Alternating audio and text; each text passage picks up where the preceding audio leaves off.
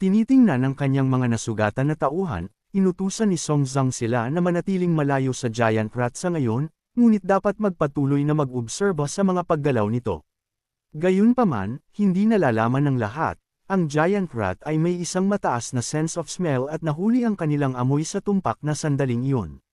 Nakita ito, ang mga mata ni Chinger ay lumaki sa pagkakaunawa, ngunit huli na ang lahat. Ang giant mutated rat na may mabangis na mga paggalaw ay nasa ibabaw nila sa isang iglap. Sumigaw si Song Zhang para sa lahat na tumakas habang tinutulungan siya ni Chinger na iwasan ang pag-atake ng daga. Ang mutated rat ay nagsimulang magdulot ng kapahamakan ng paulit-ulit ng walang anumang mga palatandaan ng pagbagal.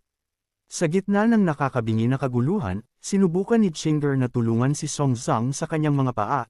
Hinihimok siya tungkol sa pangangailangan na tumakas sa kanilang agarang kapaligiran sa lalong madaling panahon. Ngunit nasasaksihan ang agility ng daga, sumagot si Song Zhang na huli na ang lahat. At sa katunayan, huli na ang lahat, dahil sa sandaling iyon, ang giant rat ay naglunsad sa kanila mataas sa hangin na may isang matindi na killing intent. Sa kabutihang palad, sa itaas nila, kasama ang daga, ay isang lila na bola ng lightning, binitawan mula sa langit, naglalayo ng direkta sa kanilang lokasyon. Ang misteryoso na ilaw na ito ay si Bai, na direktang lumapag sa ibabaw ng mutated rat na may isang napakalaking sipa, na pumapatay dito agad. Nakita ang biglaang paglabas ni Bai, ang mukha ni Song Zhang ay umiilaw tulad ng isang Christmas tree. Obvious na labis siyang natutuwa sa pagdating ni Bai. Nakatayo sa ibabaw ng patay na daga, napansin ni Bai na dumating siya sa tamang oras. Anumang sandali mamaya ay magiging masyadong nakakapinsala upang ayusin. Inutusan niya si Chinger na tawagin ang mga tauhan upang linisin ang Villas compound at siguraduhin na bayaran at gantimpalaan ang mga namatay. At tungkol kay Song Zhang, dapat niya siyang i-brief sa sitwasyon sa ngayon. Pagkaraan ng ilang sandali, sa loob ng villa ni Song Zhang, i-brief ni Luli si Bai sa kung ano ang nangyari mula nang umalis siya. Nagawa nilang linisin ang mga zombie. Ngunit di nagtagal pagkatapos, ang mga mutated rats, na orihinal na matatagpuan sa silangang bahagi mula sa lokasyon ng villa, ay dumagsa sa kanilang teritoryo tulad ng mga langgam. Bukod pa rito, nawalan sila ng 6 na warehouses, at ang bilang ng mga casualties ay lumampas sa 100. Ibinigay ni Luli ang mga dokumento kay Bai, na pinuri ang lahat para sa kanilang mga pagsisikap. Batay sa impormasyon na natanggap ko, tila nagtrabaho kayong lahat ng husto. Tiniyak ni Bai sa lahat na lilinisin niya ang mga mutated rat sa lugar sa sumunod na araw at aalamin din ang pinagmulan. Nang marinig ito, si Song Zhang na mayroon pa ring kanyang mainit na ngiti ay nagpasalamat kay Bai para sa kanyang pag-aalala. Ngunit sila ay makakaramdam ng hindi komportable kung lahat sila ay magpapahinga ngayon at walang sinuman ang mag-aalaga sa kanya. Kaya nais niyang magrekomenda ng isang tao para sa kanya ngayong gabi. Nang marinig ito, si Bai ay walang pagtutol. Sa pinto, sinabi ni Song Zhang sa taong pinag-uusapan na pumasok. Agad pagkatapos ang pinto ay bumukas at sa pinto ay isang batang blonde lady na may isang mahusay na natukoy na magandang katawan, isang magandang mukha na may isang malaswang curves na masyadong nakakaakit upang baliwalain. Ipinakilala ni Song Zhang siya bilang isang lawyer. Ayon sa kanya, ang kaibig-ibig na babae ay maaaring tumulong kay Bai sa anumang mga panuntunan na kasalukuyan niyang kinakaharap at handa siyang maging tauhan ni Bai. Ang nakatagong kahulugan ng kanyang mga salita ay medyo obvious. Nang marinig ito, sumagot si Bai na ang batang babae na si Qin Linggo ay maaaring manatili at ang natitira ay dapat umalis at magpahinga. Umalis ang lahat sa dalawa sa silid agad pagkatapos ng mga salitang iyon.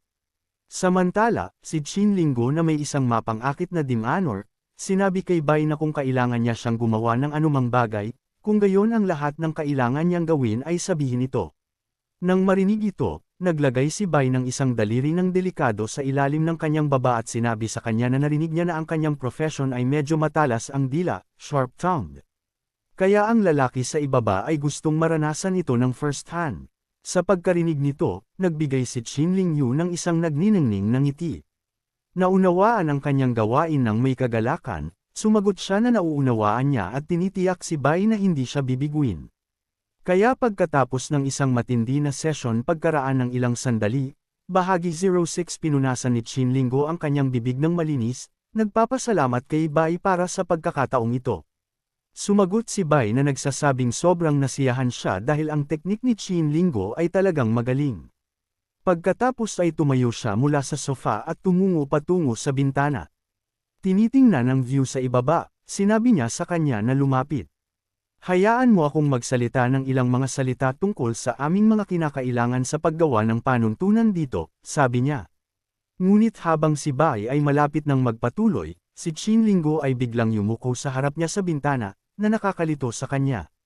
Nagtanong si Bai kung ano ang dahilan para sa kanyang biglaang posture. Hindi ba niya narinig ang isang salita na sinabi ko lang? Humihingi ng paumanhin si Chin Linggo na hindi siya nagbibigay pansin dahil sa kanyang B-level skill. Focus. Nagpahintulot ito sa kanya na taasan ang bilis ng kanyang pag-iisip at ang sensitivity ng kanyang mga senses kapag siya ay nagko-concentrate sa anumang bagay at hinaranggan ang lahat ng iba pang impormasyon mula sa labas na mundo.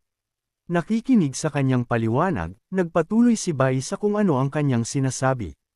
Kanina, gayunpaman, hiniling ko sa iyo na lumapit upang makita mo ang lahat ng 3 lugar ng Dongshan. Mula sa pananaw na ito sa villa, makikita mo ang high-end residential sa gilid ng burol at ang mas mababang mga kapitbahayan ng bundok. Kailangan kong gumawa ka ng mga panuntunan ayon sa mga magkakaibang lugar na ito. Sumagot si Chin Linggo na nauunawaan niya at nagpatuloy sa pagtatanong kung mayroon pa bang ibang mga kahilingan si Bai. Ang narinig ito ay nagbigay kay Bai ng isang ideya, kaya sa isang tuso ng ngisi, sumagot siya na mayroon nga siyang isang simpleng kahilingan at ito ay tungkol sa kanyang mga abilities. Curious akong makita kung gaano kalayo ang iyong mga senses ay maaaring pasiglahin kapag ikaw ay nagko-concentrate sa iyong mga damdamin. Nagsimulang mamula ng labi si Chin Lingyu nang naunawaan niya kung ano ang ipinahihiwatig ni Bai. Pagkatapos ay lumingon siya upang harapin ang bintana, inaktibo ang kanyang focus skill, at ang sumunod pagkatapos ay isa pang matindi na session sa buong gabi. Kinabukasan ng umaga, pinamunuan ni Bai ang isang team sa sewage outlet sa loob ng lugar. Ipinaliwanag niya sa lahat ng naruroon na natagpuan niya ang lugar na ito sa pamamagitan ng architectural drawing at mga bakas ng mutated rats. At pagkatapos ng isang maikling paggalugad, napansin niya na ito ang layer ng mga mutated rats. Nagpa siya rin si Bai laban sa paglilinis ng lugar ng mag-isa. At ito ang dahilan kung bakit dinala niya ang lahat dito. Gusto niyang mabilis na magsanay ng mga malakas na individual na mapagkakatiwalaan at maaaring pagkatiwalaan upang protektahan ang lahat sa loob ng kanilang komunidad kapag wala siya. Ang lahat ng naruroon ay pinili at dinala dito niya upang mag-level up. Kapag naging malakas at may kakayahan sila, sila ang magiging backbone ng komunidad. Lumingon si Bai upang harapin sila at tanungin kung handa na ba sila para sa ganoong gawain. Sa magkasabay, ang lahat ay kalahating yumuko at sumagot na handa na sila. Tinatawag siyang master. Ang tinatawag na master ay nakakakilabot at awkward pakinggan. Kaya tinugunan ito ni Bai, na sinasabi sa kanila na tawagin lang siyang Kuya Bai sa halip na master. Ito ay kakaiba para sa isang grupo ng mga matatanda na tinatawag akong master. Ito ay nakalugod sa lahat at sinira rin ang awkwardness mula kanina. Lumapit si Bai sa entrada ng sewage outlet at sa isang casual na mga paggalaw lamang ng kanyang kamay, sinira niya ang mga iron bars na humaharang sa tunnel. Agad sa paggawa nito, ang sistema ay nag-issue ng isang notification na isang special mission sewer hosts ang na-trigger. Nakita ito, tinanong ni Bai ang natitira kung nakatanggap din sila ng parehong notification. Pagkatapos makatanggap ng isang affirmative na tugon, binasa ni Chinger ng malakas na ang mission ay nangangailangan sa kanila na patayin ang lahat ng mga mutated rats, ang Rat King, at siyasatin ang pinagmulan ng mutation ng mga daga. Ang gantimpala ay nakasalalay ng lubusan sa rate ng pagkumpleto. Lahat sila ay pumasok sa loob na si Bai ang nangunguna sa charge. Dahil ang tunnel ay sobrang dilim, si Bai ay nalulugod na kinuha niya ang initiative na tanungin ang lahat na magdala ng mga sulo. Gayunpaman, ang nakagulat sa kanya ay kung gaano kalinis ang sewage tunnel. Sa sandaling iyon, isang malakas na kaluskos ang maririnig na lumalapit. Agad na binalaan ni Bai ang lahat na maging alerto. Ang mga daga ay darating. At tulad niyan, sa loob ng ilang distansya, isang mischief ng mutated rats ang dumagsa sa buong tunnel. Nakita ito, inaktibo ni Bai ang kanyang bone claw skill sa isang kamay at ang heavy hammer skill sa kabilang kamay. Marami sa kanila, kaya sinabi niya sa lahat na maging maingat. Di nagtagal sila ay nakikipaglaban sa isang one-sided battle habang ang mga daga ay inaalis ng walang kahirapan. Inutusan ni Bai sila na maging maalalahanin sa mga nasugatan ngunit hindi patay na mga daga dahil maaari silang magdulot ng isang banta kung sila ay maging complacent. Pagkaraan ng ilang sandali, ang grupo ay matagumpay na napatay ang lahat ng mga mutated rats na may ilan sa kanila na nagkamit ng ilang equipment. Nagbigay si Song Zhang kay Bai ng isang maikling pagtatasa ng kanilang progress sa ngayon. Nalinis na nila ang halos section ng pipe na ito at 16 na mahaba at maikli na sections ng pipeline din.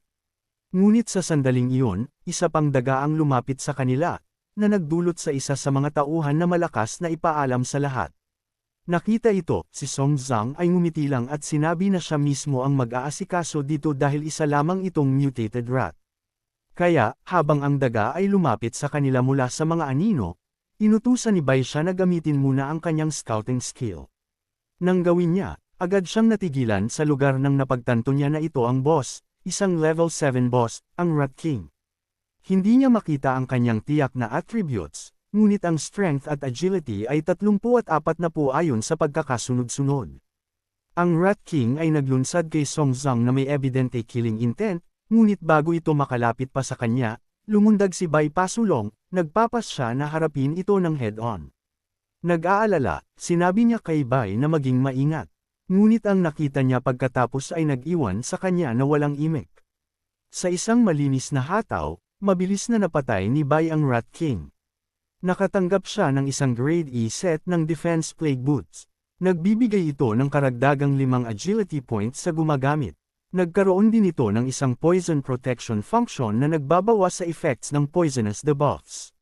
The boots worn by the Plague Bearer will spread fear and death wherever he steps. The disease spreads also. Si Bai ay nagulat sa pagtanggap ng isang piraso ng isang full set equipment para sa pagpatay sa Rat King. Agad niya itong isinusuot at bagaman ito ay isang mas mababang grade item, kung kolektahin niya ang lahat ng mga ito, 5 sa kabuuan, kung gayon sila ay magiging ilang beses na mas malakas kaysa sa normal na equipment ng parehong grade. Sa pagkapatay sa Rat King, ang natitirang gawain ay ang siyasatin ang dahilan ng mutation. Pagkaraan ng ilang sandali, pagkatapos galugarin ang lahat ng natitirang 5 pipelines, ang lahat ay nalilito na walang gaanong mga daga na hahapin. Nang sinubukan nilang lapitan si Bai, sinabi niya sa kanila, kasama si Song Zhang, na tumigil. Hindi sila dapat lumapit pa. Kumuha si Bai ng isang pares ng mga hakbang pasulong, at habang ginawa niya, inaabisuhan siya ng sistema na sumipsip siya ng isang spore plague sa unang pagkakataon at nagkamit ng virus points. Pagkatapos ay isang bone spore plague din sa unang pagkakataon at nagkamit ng virus points. Isang rotting plague, isang mutant dark green spore plague, at isang black death plague para sa 15, 14, at virus points ayon sa pagkakasunod-sunod. Si Bai ay nagulat sa bagong pag-unlad na ito. Normal na sumipsip ng mga viruses at ilang mga germs sa sewers. Ngunit ang mga viruses na sinipsip niya lang ay isang bagay na hindi umiiral sa Earth bago ang mga trials. Bukod pa rito, ang type, quality, at quantity ay maaari pang makasakit sa mga evolver. Tila ang pinagmula ng mutation ay hindi rin malayo sa unahan. Kaya sinabi ni Bai kay Song Zhang at sa iba pa na hindi na sila maaaring magpatuloy pa, dapat silang bumalik agad. Sumang-ayon si Song Zhang nang walang pag-aatubili.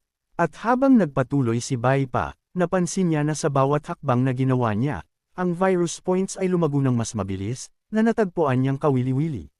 Nagtaka siya kung ano ang growth rate kapag natagpuan niya ang pinagmulan. Habang lumapit si Bai sa pinagmulan, naramdaman niya ang virus points na lumalaki ng mas at mas matindi. At para sa isang virus monarch tulad niya, ang lugar na ito ay langit para sa kanya. Natagpuan ni Bai ang pinagmulan at ito ay naging isang bangkay na may ilang web-like structure na nakakabit sa likod nito. Ito ay naglalabas ng isang berdeng glow at sinususpend ang bangkay sa hangin. Isang bangkay, H. Kaya ito ang pinagmulan ng mutation at plague virus. Anya, ayon sa concentration ng plague virus, ang pinagmulan ay dapat ang scroll. Naglakad si Bai patungo sa bangkay at kinuha ang scroll. Sa pagbubukas ng nilalaman ng walang anumang paghahanda at tagubilin, nalaman niya na ito ay isang uri lamang ng sulat na tinutugunan ni Lilian Xiao ng Plague Cult. Isang pangalan at isang cult na hindi niya narinig kahit sa kanyang nakaraang buhay. Ngunit hindi iyon ng anumang kahalagahan sa kanya dahil pagkatapos sumipsip ng lahat ng mga viruses doon, magagawa niyang makagawan ng isang breakthrough sa lakas. Pagkatapos ay ginamit niya ang kanyang virus engraving sa scroll. Ngunit ang nangyari agad pagkatapos ay halos punitan ang kanyang braso. Isang hindi kilalang kapangyarihan ang pumasok sa pamamagitan ng kanyang braso, halos punitin ito, at mga segundo pagkatapos ay nakatanggap siya ng isang notification na ang Special Mission Sewer Host ay nakumpleto, 2,000 experience points ang nakuha na may isang random reward na iguguhit. Bukod pa rito, pagkatapos ay binabati siya ng sistema sa pagkuha ng item Wall of Flesh. Like, comment, share, and subscribe naman dyan mga ito go. Maraming salamat po.